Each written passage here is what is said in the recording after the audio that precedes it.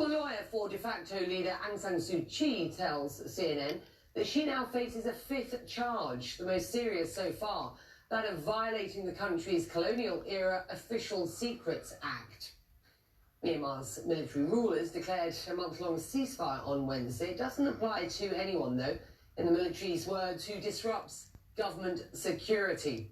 Well, the ceasefire appears to be directed specifically at rebel groups. CNN has confirmed no new airstrikes today on rebel positions in what's known as Karen State. No casualties are reported. Earlier airstrikes killed or injured several people, including kids. The political arm of Karen State rebels sent CNN this video purporting to show the aftermath of an airstrike on Tuesday.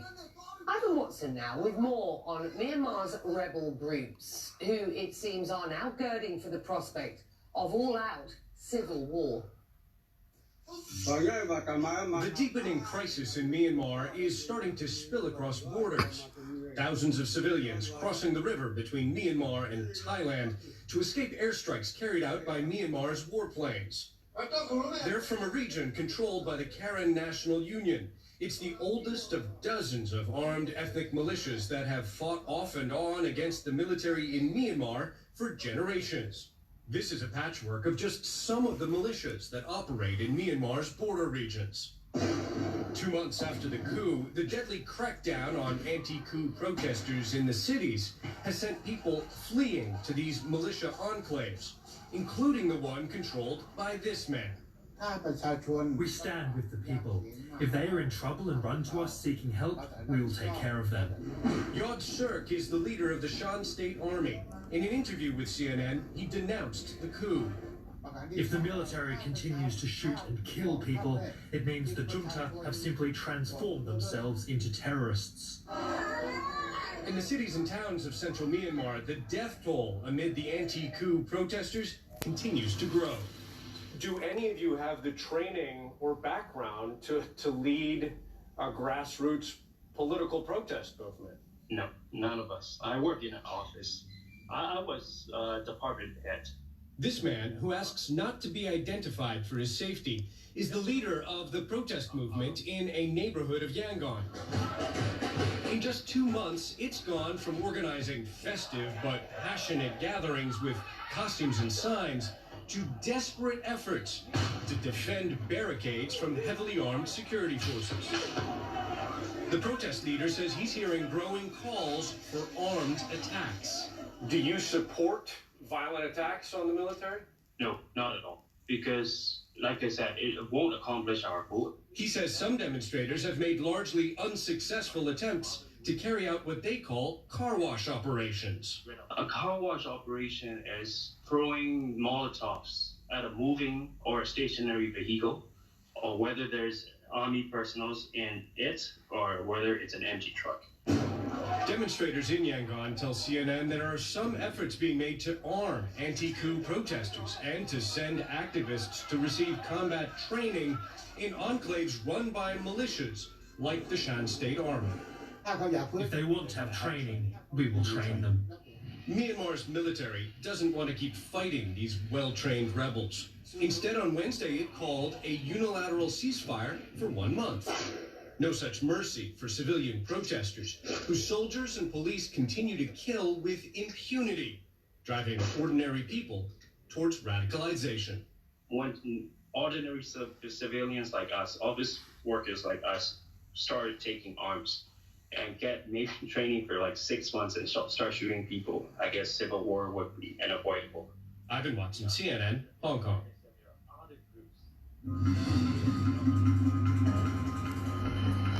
Well, Pfizer and BioNTech say that their COVID vaccine works twice as long as they initially thought. The companies say their 2-dose shot works for 6 months. That's longer than the 90 days previously announced. The new information came out during its ongoing.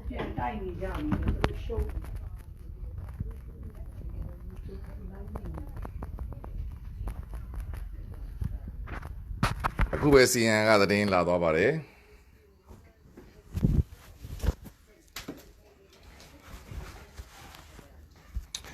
အဲ့တော့ကျွန်တော်ရှင်းပြမှာပဲအဲ့တော့ခဏလေးနော်ကျွန်တော်ရှင်းပြပါမယ်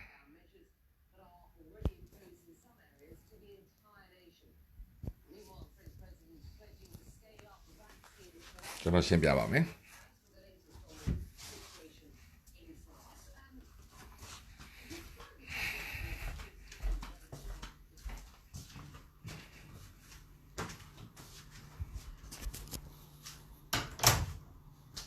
ကျွန်တော်လည်းဒီတရင်ကိုထိုင်ဆောင်နေတာတနေ့ကိုကျွန်တော်လည်းအစင်းသိမပြင်ဆင်နိုင်မိဘူးဒါပေမဲ့ကျွန်တော်တရင်ကိုတနေ့ကိုထိုင်ဖွင့်ထားပါတယ်စီကံဘာပြမလဲကျွန်တော်လည်းသိချင်ပါတယ်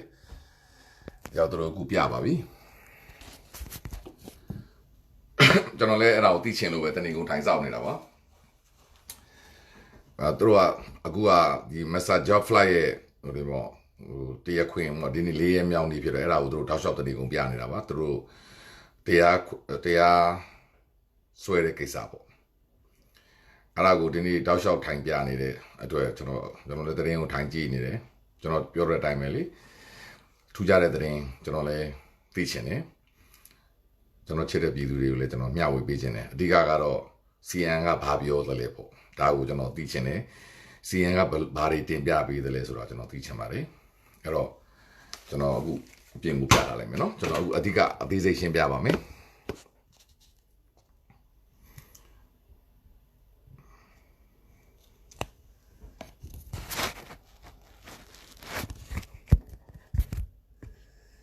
အဓိကကျွန်တော်ပြောချင်တာက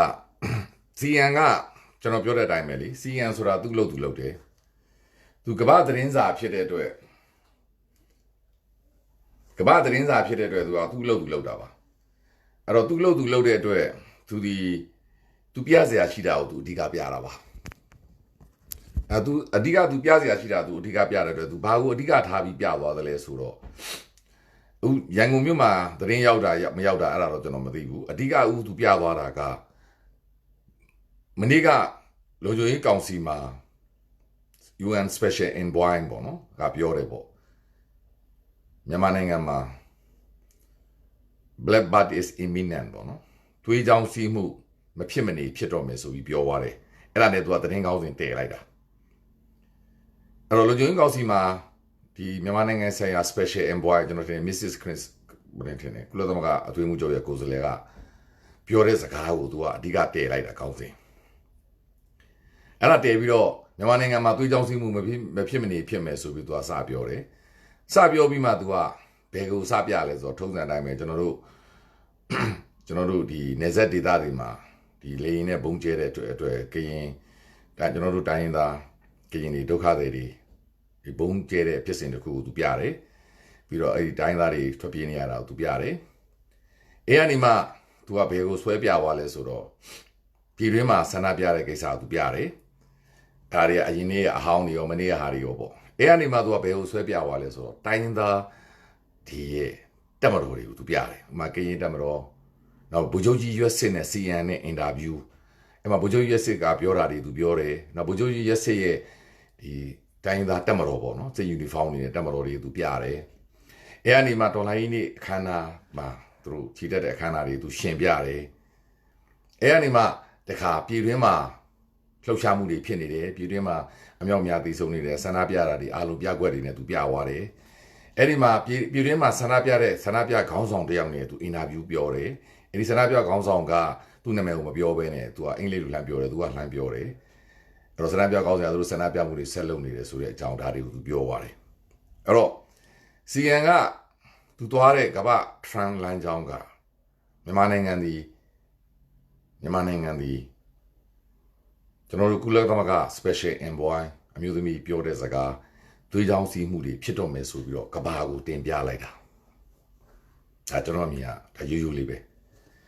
သတင်းတစ်ခုအနေနဲ့သူကတင်ပြလိုက်တာအဲ့တော့သူကဘာကိုအသိပေးလိုက်တာအဲ့တော့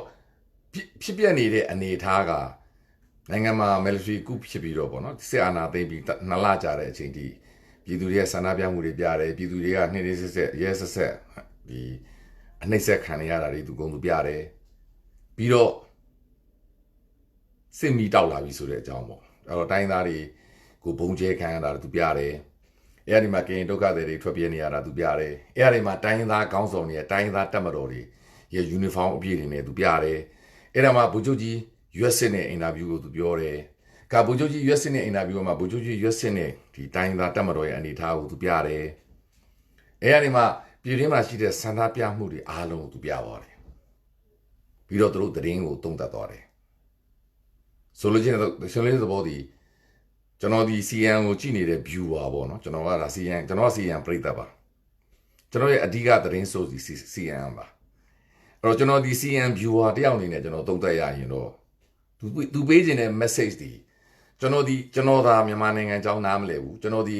UK နိုင်ငံမှာနေထိုင်သောသတင်းလည်းနားမလဲဘူးမြန်မာနိုင်ငံရေးလည်းမသိဘူးယနေ့မှဒီသတင်းကိုကျွန်တော်စတွေ့ရတဲ့ viewer ကျွန်တော်ဒီ British citizen တယောက်အနေနဲ့ကြည့်မယ်ဆိုရင်တော့အိုးမြန်မာနိုင်ငံဆိုတာကြီးကစစ်ဖြစ်တော့မှာဗလားတွေးကြောင်စီးတော့မှာဗလားဟောဘာစန္ဒတွေပြနေကြတယ်ဗလားဒီမှာအာဏာတွေသိမ်းထားတာဗလားဟာတိုင်းသားဒေသတွေဘုံတွေကျင်းနေတယ်ဗလားဟာတိုင်းသားတွေကပြန်တိုက်တော့မှာဗလားဆိုတဲ့အနေအထားမျိုးကိုမြင်ရတယ်ဒါဒီကျွန်တော်မြန်မာနိုင်ငံအကြောင်းမသိဘူးကျွန်တော်ဘာသူ့အကြောင်းမှမသိဘူးသတင်းကိုကြည့်တဲ့တာမန်လူတယောက်အနေနဲ့ဒီလိုပဲခံစားရတယ်အဲ့တော့သူသွားခြင်းတဲ့လမ်းကြောင်းဒီ trend ကိုသူသွားတာဘာဖြစ်လို့လဲကမ္ဘာအဖွဲ့အစည်းတွေဖြစ်တဲ့အတွက်လုံခြုံရေးကောင်စီကအလုပ်ဖြစ်တယ်ဖြစ်စေအလုပ်မဖြစ်သည်ဖြစ်စေလူခွေရေးကောင်စီတွေကအလုပ်ဖြစ်သည်ဖြစ်စေအလုပ်မဖြစ်သည်ဖြစ်စေကျွန်တော်အရင်တော့ရှင်းပြခဲ့သလိုပဲကျွန်တော်တို့တက္ကသိုလ်တွေမှာကျွန်တော်တို့စာတမ်းတွေရေးတယ်ကျွန်တော်တို့တက္ကသိုလ်တွေမှာကျွန်တော်တို့ဒီ assignment တွေရေးတယ် project တွေရေးတယ်အဲ့ဒီရေးတဲ့ခါကျရင်ကျွန်တော်တို့ကကိုးကားမှုတွေလုပ်ရတယ်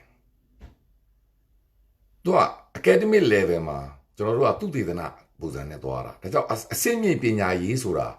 သူများသင်တာကိုကြက်မှတ်ရတာမဟုတ်ဘူးအဲ့ဒီကိုသူများသင်တာကိုလေ့လာပြီးကိုယ့်ဟာကိုအဲ့ဒါကိုအဲ့ဒီဘာသာရပ်ကိုဘယ်လောက်နားလဲလဲဆိုပြီးခေါင်းစဉ်တစ်ခုပေးပြီးအဲ့ဒီခေါင်းစဉ်ကိုကိုယ့်ဟာကိုသူတည်သနာပြုသူကအဲ့ဒီခေါင်းစဉ်ကိုအထောက်အကူပြုမဲ့လူတွေကဘယ်သူတွေကဘာပြောတယ်ဟိုလူကဘာပြောတယ်ဒီလူကဘာပြောတယ်အဲ့ဒါတွေအားလုံးကိုကဘယ်သူတွေကဘာပြောတယ်ဟိုလူတွေကဘာပြောလဲဆိုတော့အဲ့ဒီအားလုံးပြောတဲ့စကားများကို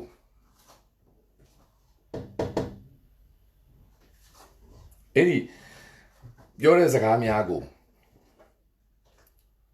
အားလုံးကျွန်တော်တို့ကသုံးသပ်ပြီးတော့ကျွန်တော်တို့ကကိုးကားပြီးတော့မှအဲ့ဒီရမီမှာကိုယ့်ရဲ့သုံးသပ်ချက်နဲ့ကိုအဲ့ဒါကိုနားလည်တဲ့ပုံပေါ်မူတည်ပြီးတော့ကိုကပုံဖော်ပြီးစကားပြောဆိုရတဲ့အခါမှာကျွန်တော်တို့ academic level ဒီနိုင်ငံတွေမှာအဲ့လိုအစိုးရအဖွဲ့အစည်းရဲ့စကားများပြီးတော့ဝန်ကြီးချုပ်တွေရဲ့စကားများတာမရဟောင်းတွေရဲ့စကားများကုလသမဂ္ဂရဲ့စကားများနောက်သူတနာသိပ္ပံပညာရှင်စကားများအဲ့လိုဘယ်မီဒီယာမှာနာမည်ကြီးမီဒီယာမှာဘယ်နေ့ကဘယ်မီဒီယာမှာဘယ်လိုပါတယ်ဆိုတဲ့ဟာမျိုးကိုးကားချက်များသည်အလွန်အမတန်အသုံးဝင်တာအဲ့ဒါကိုကျွန်တော်တို့ဒီဘယ်လိုပြောမလဲနိုင်ငံတကာကမှန်ကန်တဲ့သတင်းအချက်လက်ဆိုပြီးလက်ခံထားတာအဲ့တော့ကျွန်တော်ကိစ္စရတစ်ခုပြောမယ်ဟာမြန်မာနိုင်ငံသည်တွေးကြောင်းစီးမှုကိုဥတည်နေပြီလို့ကျွန်တော်ရေးလိုက်တယ်ရေးလိုက်ရင်ကျွန်တော်ကပြောမယ်ကုလဘယ်နေ့လုံခြုံရေးကောင်စီအစည်းအဝေးမှာမြန်မာနိုင်ငံအထူးအစည်းအဝေးအရေးပေါ်အစည်းအဝေးမှာမြန်မာနိုင်ငံဆိုင်ရာအထူးကိုယ်စားလှယ်ကနေပြီးပြောတဲ့စကားအဲ့ဒါကိုကျွန်တော်ကိုးကားလိုက်ပြီးတော့အဲ့ဒါပြီးမှကျွန်တော်အနောက်ကနေပြီးတော့မြန်မာနိုင်ငံရဲ့ရာဇဝင်တွေအဲ့ဒီရာဇဝင်တွေမှာလည်းဘယ်တော့မှလွတ်လပ်ရေးတမိုင်းတိုက်ပွဲမှာအောင်ဆန်းအက်တလီစာချုပ်အရ